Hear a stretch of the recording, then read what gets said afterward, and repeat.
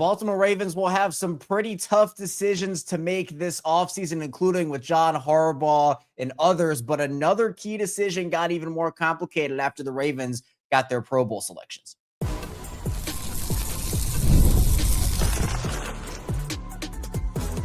You are Locked On Ravens, your daily Baltimore Ravens podcast. Part of the Locked On Podcast Network, your team every day. You are Locked On Ravens. Welcome into the show. I'm your host, Kevin Oestreicher of Ravens Wire, here with you on the Locked On Podcast Network, your team every day. Thanks so much for being here, making Locked On Ravens a part of your day. And thanks to all the everydayers, first-time listeners, if you're somewhere in the middle, thank you as well. Locked On is now the #1 sports podcast network, and we have 5 days a week plus more of daily Ravens coverage over here on Locked On Ravens. Jam-packed episode today. The Ravens gearing up to face the Green Bay Packers. In the first part of the show, the Ravens got their Pro Bowlers, but a certain Pro Bowler that the Ravens had, it complicates the Ravens' decision on whether to keep him around or not, and a key option. So we'll talk about that in the first part of the show. Then in the second part of the show, Ryan Clark, he ripped the Ravens and spoke a harsh truth that you can't really argue against right now. And then finally, we'll talk about John Harbaugh, as he is the talk of town, and a lot of the comments he has recently made, along with the decisions he has recently made about Derrick Henry and others. So thank you for being here. Today's episode of Locked On Ravens is brought to you by PrizePicks and sponsored by PrizePicks. Now the PrizePicks app today, and use code LOCKEDONNFL to get $50 in lineups after you play your first $5 lineup. Here with me today on this Wednesday edition of the show. Happy holidays and Merry Christmas Eve. It is former Baltimore Ravens wide receiver and Super Bowl champion Qadry Ismail. And Q, it's been a rough year. It's been a rough year. It's been maybe one of the more disappointing seasons in this franchise's history based off of their expectations. Not over yet, as if the Ravens went out and the Steelers lose out to get into the postseason. But right now, things are looking bleak for this team. I think this is the worst year of the Ravens in the franchise's history. And the reason why is because of the expectations heading into the season. I think you and I and a multitude of others who were able to watch and observe and see over the last few years the way in which this team was put together, the way we were able to watch and observe and see practices and how things looked and what they should be. We had no choice but to say, look, you got Lamar Jackson, you got, talent oozing everywhere. And ultimately, when you look at it, you're saying, along with me and others, that the Ravens need to win out. Well, they need to beat a Green Bay team in Green Bay with Lamar Jackson with a back contusion. They need to go to Pittsburgh, where historically they've not played well in the Lamar Jackson era. And they got to beat a Pittsburgh team that, oh, by the way, the Pittsburgh Steelers, they got the Cleveland Browns, who Shedeur Sanders and company, I mean, they did look competitive against the Bills, but they're not going to beat the Bills. They didn't. And they're not going to beat the Pittsburgh Steelers. And so,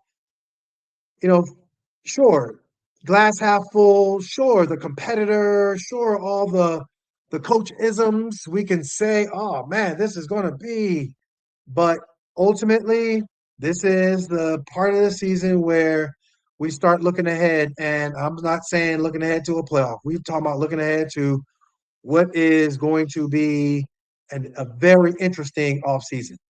Yeah, and it's Q's favorite time of year, everybody. So Q's going to be locked in for the offseason, free agency, draft, and, of course, those comp picks, which we all know the Ravens love. So I actually saw a mock draft earlier today, and the Ravens, I can't remember how many picks. It was like 12 picks. I think the mock draft I saw, there was a bunch of trades, and I'm like, no, we're not doing this again. Not that many draft picks on this roster. So season, yes, not over yet. You got to play. That might be the first time, Q, I've ever heard you say, hey, with games still left to go, we're talking about the offseason with Qadry Ismail.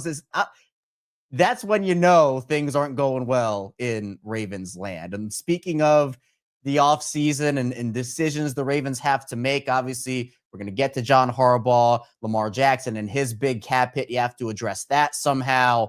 But the Ravens got their Pro Bowlers. Pro Bowlers were announced, and the Ravens had a handful, actually tied for the most in the NFL with a couple of other teams.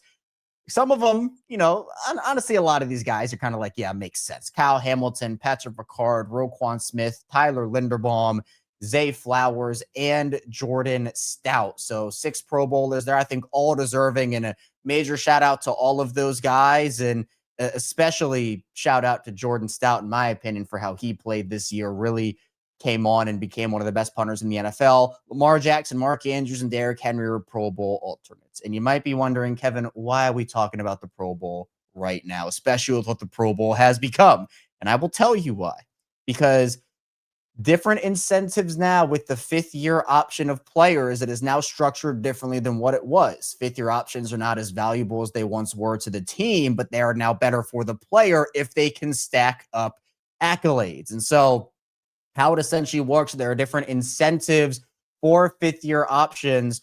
And why am I talking about 5th-year options? Because Zay Flowers is going into his 4th season next year, but you have to pick up the next year's option before that year begins. And so you have the basic 5th-year option, then you have playtime incentive, then you have 1 Pro Bowl and more than 1 Pro Bowl incentive, which adds on to that base number. Zay Flowers, obviously, he was a Pro Bowler last year, and now with Zay being a Pro Bowler this year, he has reached that greater than 1 Pro Bowl threshold, which comes with not a $15.8 million. That's the base 5th-year option for Zay at the wide receiver position. That number has increased to $28 million on his 5th-year option. And for those that don't know, the 5th-year option is essentially that's a fully guaranteed thing. Like, that's a fully guaranteed thing with the 5th-year option. So you're paying all that money. Q, what do you think Zay's value is right now? Would you pay him $28 million? Would you keep him around? He has been the entire Ravens passing offense this year. I think he's had a great year personally outside of what have been the biggest glaring issues for him, which are the turnovers with the fumbles and the back jukes, trying to make something happen where he should just be trying to fight for extra yards or going down, trying to do too much. Where are you on Zay right now? Well, first, I think he is talented. Second, congratulations on the Pro Bowl nod. Third, I appreciate the fact that he gets an opportunity to at least put the Ravens and his team in that conversation of what are you going to do? Because no player likes to go to the negotiation table without leverage. He has leverage now. So I'm not going to deny him the 28 million and all that. And I think sometimes the draft nicks and the people who love to get into the offseason flow of salary cap and all that, they like to act like they're the general manager and say yay or nay. I'm a former player. I want them to get all the money they could possibly get and earn. I want him to get every bit of that 28 million, period, end of discussion. So that's where I stand. At the same time, I know the other side is going to say, well, yeah, you had these drops. Well, if you compare your drops to other guys in your bracket, here's what it looks like. Here's the numbers that they had as far as turnovers compared to your turnovers. They're going to break all that down and they're going to argue whether or not he's deserving of that 28 million. And at the same time, when you look at the salary cap of Lamar Jackson and Zay, and although Mark, he got the extension, but it's not like killer. But there's some other big ticketed guys on the team, the Marlon Humphreys, the Roquan Smiths, the Kyle Hamiltons. There's some other guys that are on there. So that has to be put into consideration as far as whether or not he is going to get the money. Is he deserving? I think he is. I don't begrudge him one bit. Get it, bro. Get it all you can and get it as soon as you can. Yet I don't know if the negotiation power with salary cap and all the other things that go along with it, will be able to close the deal. Therefore, I think plan B would be, how can y'all Ravens hook me up with the long-term deal and spread some of my money out and give me some of the guarantees that puts me in that upper echelon of averaging 20 whatever million all the way up into whatever from a guaranteed money standpoint. Right. I think an extension it would be best for both sides if they can get that number to a reasonable one where Zay is earning what he deserves, and one where obviously for the Ravens on that other side, they're able to go out and make other moves. But Zay has proven he's really talented. And I think a lot of people are kind of in that, like, he's at the very minimum, like best wide receiver 2 in the league. I kind of have him in that like low wide receiver 1 to high wide receiver 2 range. And if he can, again, clean up on some of the other things, I think like him, and especially having a running mate, like I want to see Zay next to somebody who they can kind of get their strengths and put them together, where it's just been tough for Rashod Bateman this year. He hasn't been able to capitalize, unfortunately. Some of the wide receivers queue in that $28 million per year range. Terry McLaurin over in Washington making $29 million. T. Higgins in Cincinnati, 28.75. Jalen Waddle, $28.25 million per year. DJ Moore, 27.5. You want to go down a little further, Jamison Williams at 26.6 million. Devonta Smith over in Philly at 25 million. Nico Collins at 24.25. So do you have Zay in that kind of range, or would you maybe put him more in the like Mike Evans is at 20, Stephon Diggs is at 21.6, Chris Godwin's at 22, Devontae, those are older guys, but would you feel comfortable from a Ravens perspective with the production we have seen from Zay, giving him that 5th-year option fully guaranteed, or let's just say a long-term contract that averages out to $28 million a season? I think he's in that lower tier range of the names you listed. I think he has the potential to get up into the upper tier, but Nico Collins, where's Nico Collins? He's at 24, right around 24.25 million. Nico's awesome.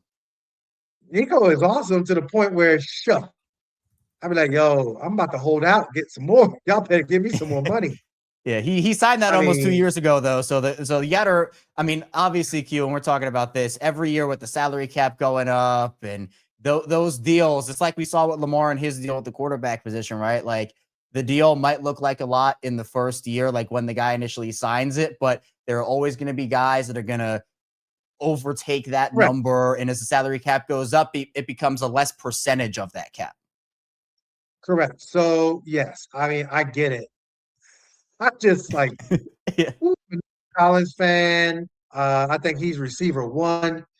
I do be like balling, like all that. So, yeah, I mean, whew, get all you can. Get to 28. I don't mind. But if you can't get it and you're talking long-term deal and it is in the 20s, somewhere in the 20s, I'm comfortable with that with Zay Flowers, but I don't know if the Ravens are going to give him 1 year, 28, and all the things that go with that, with the salary cap that they are living in.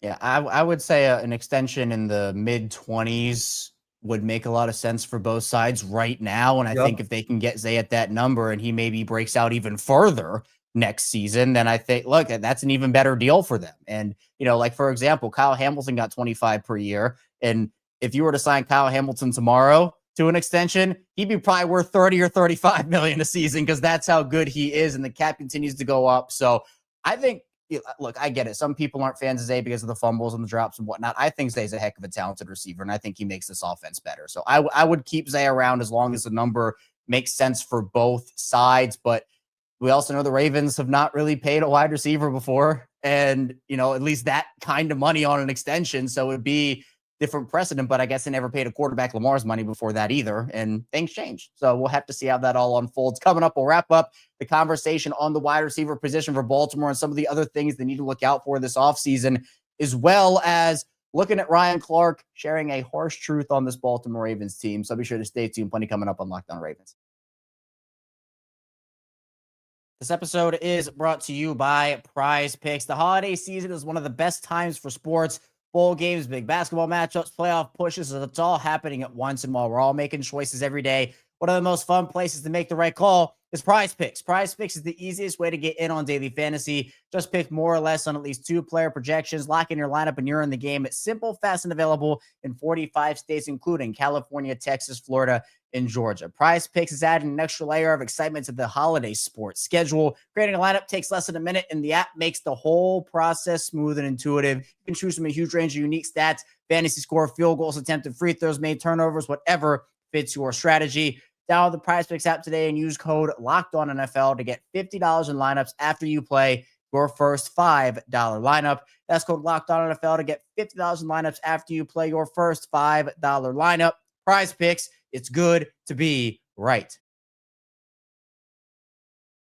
Back here, Locked On Ravens, Kevin Oestreicher and Qadry Ismail still rocking out with you here on this Christmas Eve edition of the show. Again, happy holidays and a Merry Christmas Eve to everybody. We have 5 days a week plus more daily Ravens coverage Monday through Friday, 6 a.m. Eastern Time. We have the Locked On Ravens Squad Show with myself, Q, and Sam and Joku. We have bonus episodes on the weekends. We got watch-alongs, instant reactions, and a ton more Ravens content, plus the Everydayer Club, where if you want to get more content, you can check out the tiers in the description down below. You can click that link, and whether you want exclusive text access with me or access to the Discord or ad-free episodes, you can go check that out in the description below. Now, Q, there's a lot of conversation about Zay, and rightfully so.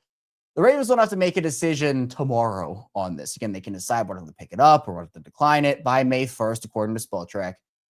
But I'm trying to imagine like this Ravens offense without Zay Flowers, also knowing that Isaiah Likely is probably walking out that door this offseason too. Two very dynamic pass-catching threats. And if you were to move off of Zay Flowers, you would at least need to draft a wide receiver high up again when you already know that you have other needs you have to fill out, like the trenches, offensive line and defensive line.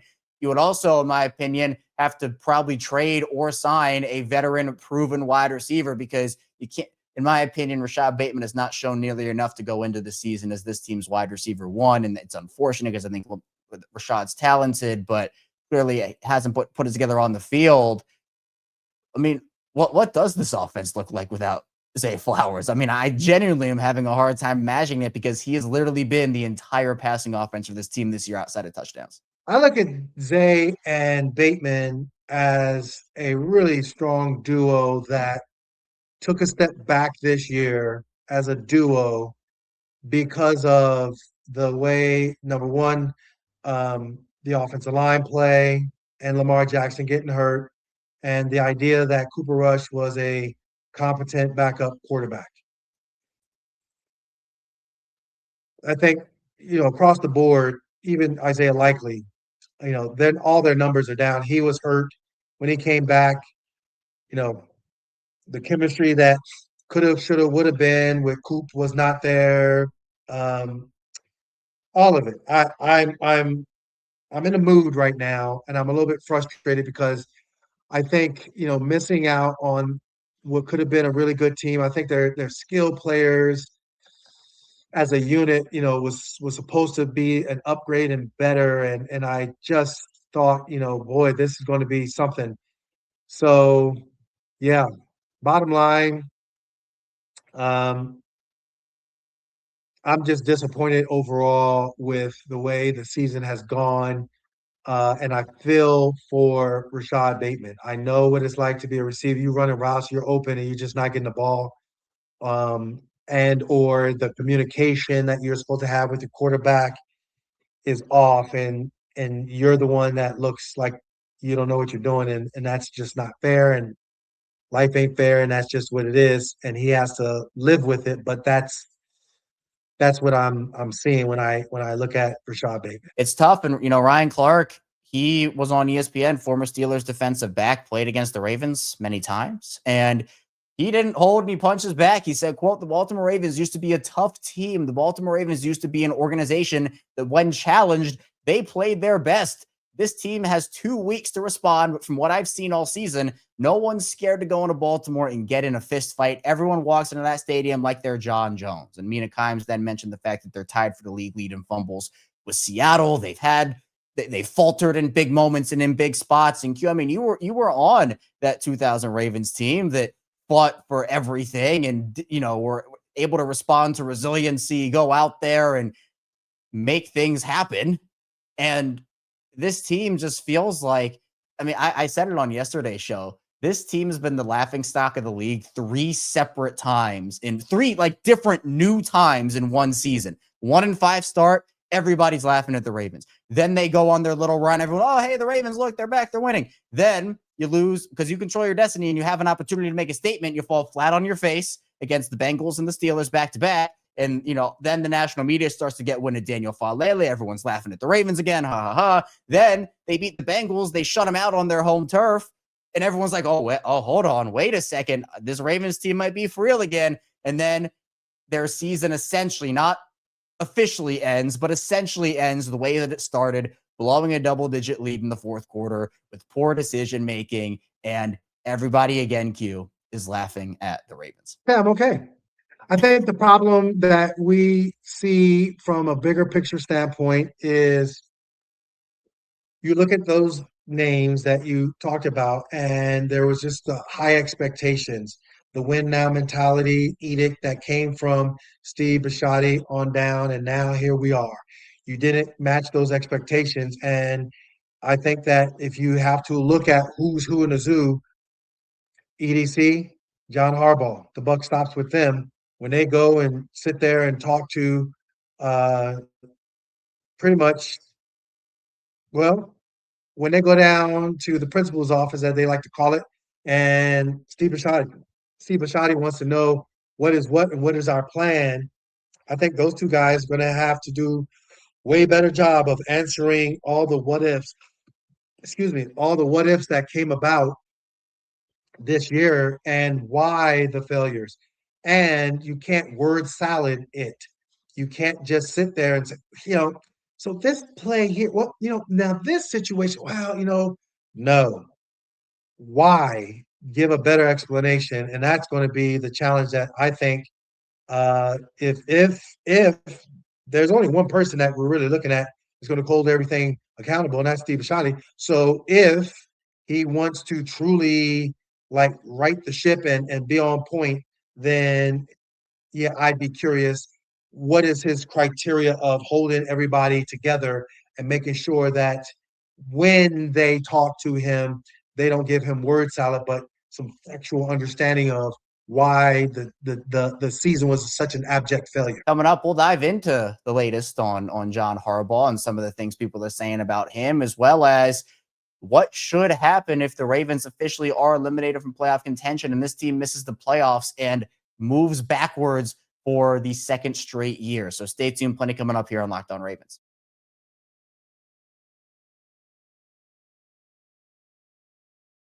Locked On Ravens, Kevin Oestreicher, Qadry Ismail. We're rocking out with you here on this Wednesday edition of the show. Q is we ended the second segment there. John Harbaugh, it's been a tough year for the Ravens, and it's been a tough year for John Harbaugh. Multiple decision failures.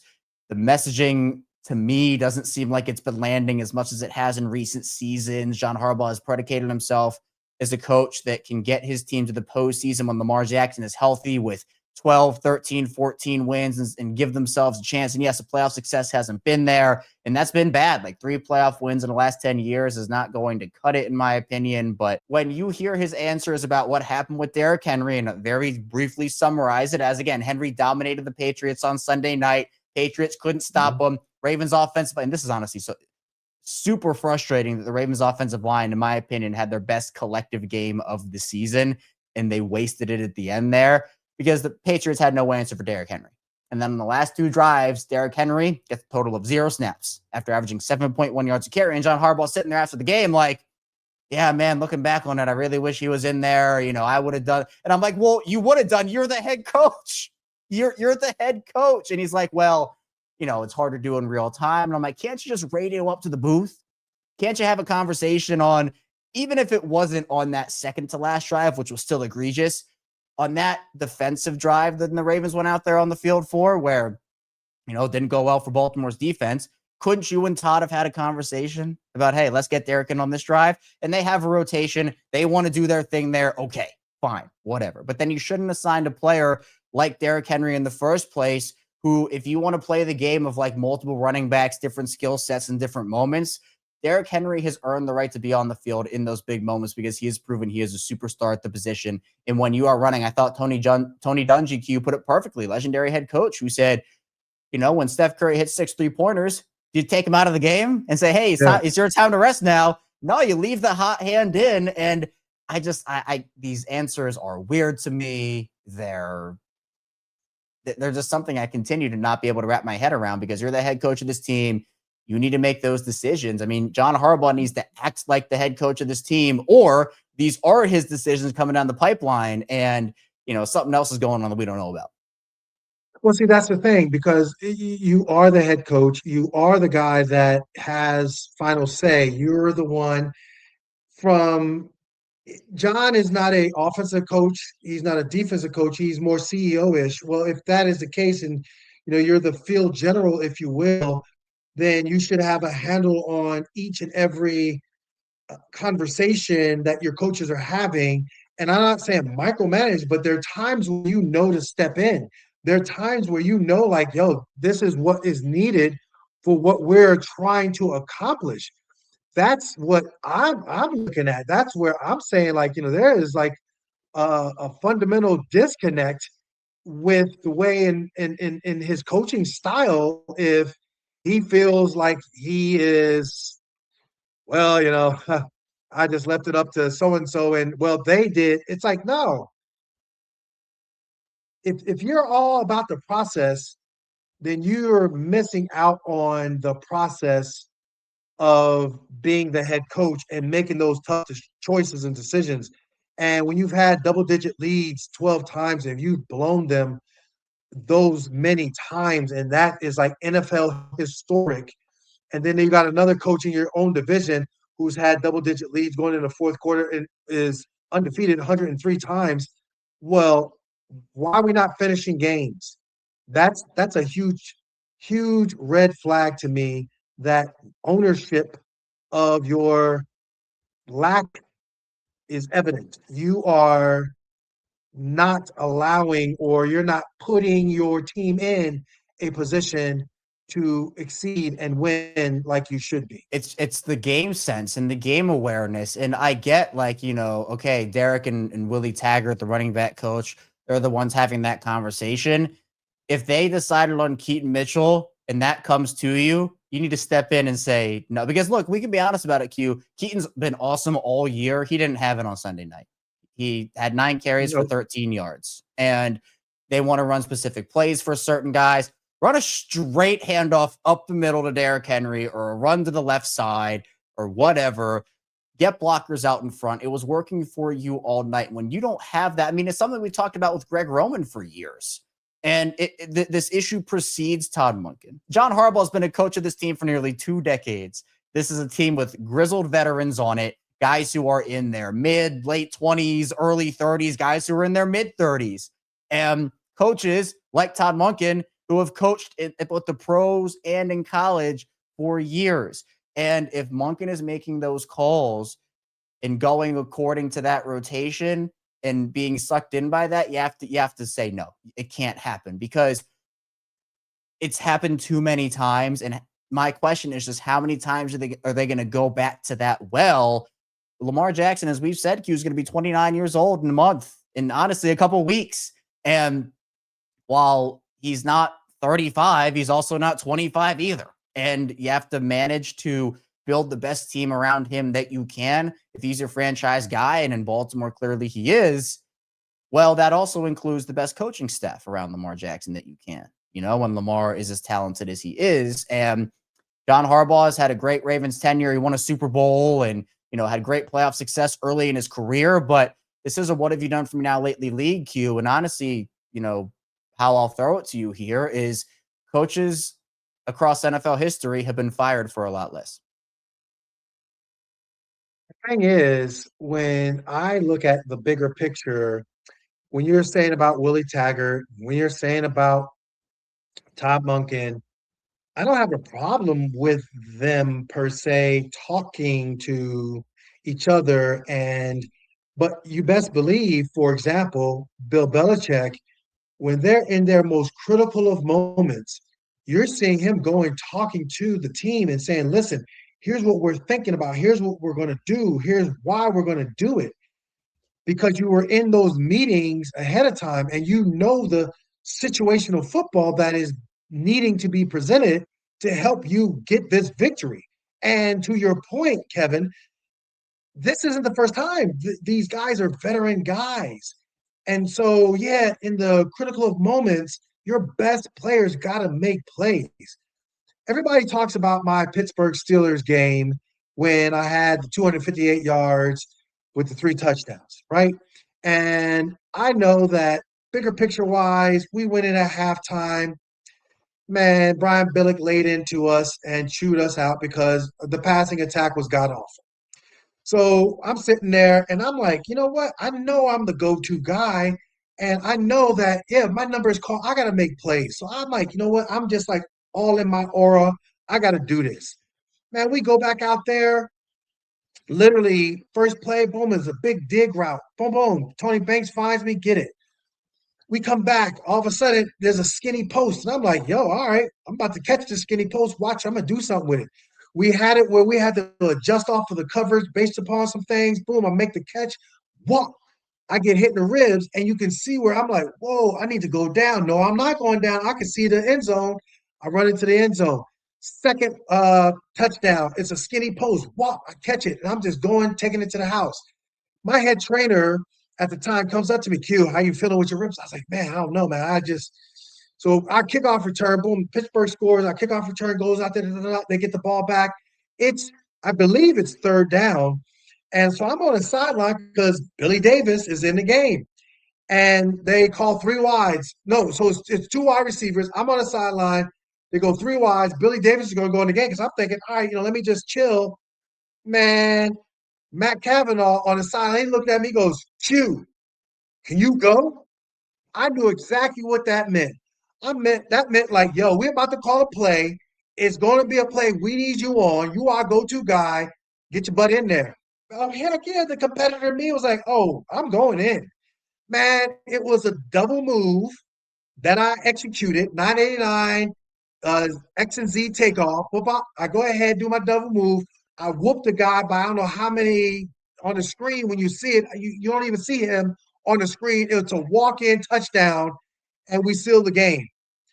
My point is saying that is this. You know when you need to be in a game. Chris Carter ain't coming out of the game in a game time, crunch time situation. Man, you name it, the guy that is the guy. He missed it on the mark on that one, and he needs to own it.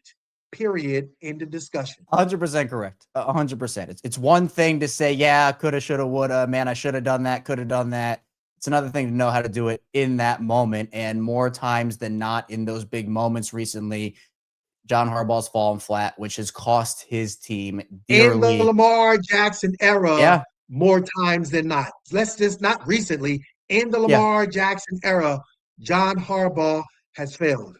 Yeah, and it's extremely disappointing and not acceptable. It's just flat out not acceptable. But Q, appreciate you.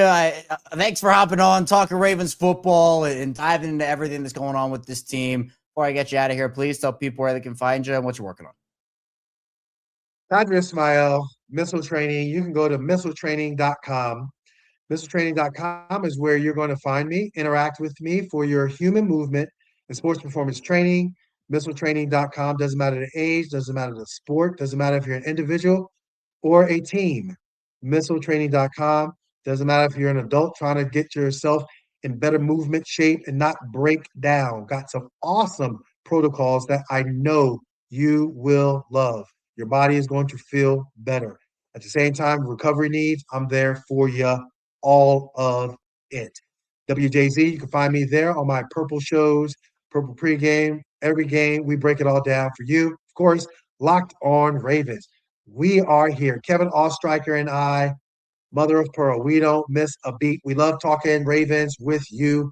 Tune us, check us out. At the same time, Sam Njoku, Kevin Oestreicher, Qadry Ismail, breaking it all down. We love it. come on, let us know. Find us where your podcasts are broadcasted. Yep. Q's everywhere. Be sure to go support him. Links will be in the description down below. And of course, you can see him over here on Locked On Ravens, a whole bunch. But Q, I appreciate you again. Thank you for hopping on. And thank you to everybody who watched and listened today to Locked On Ravens. Coming up tomorrow, we will have an episode on Christmas. We're not going anywhere. We will continue to dive into all the happenings with this team. So be sure to stay tuned for everything we have coming your way. Hit the like and subscribe button in video form. Follow along, subscribe in audio form, and I'll see you right back here soon on Locked On Ravens.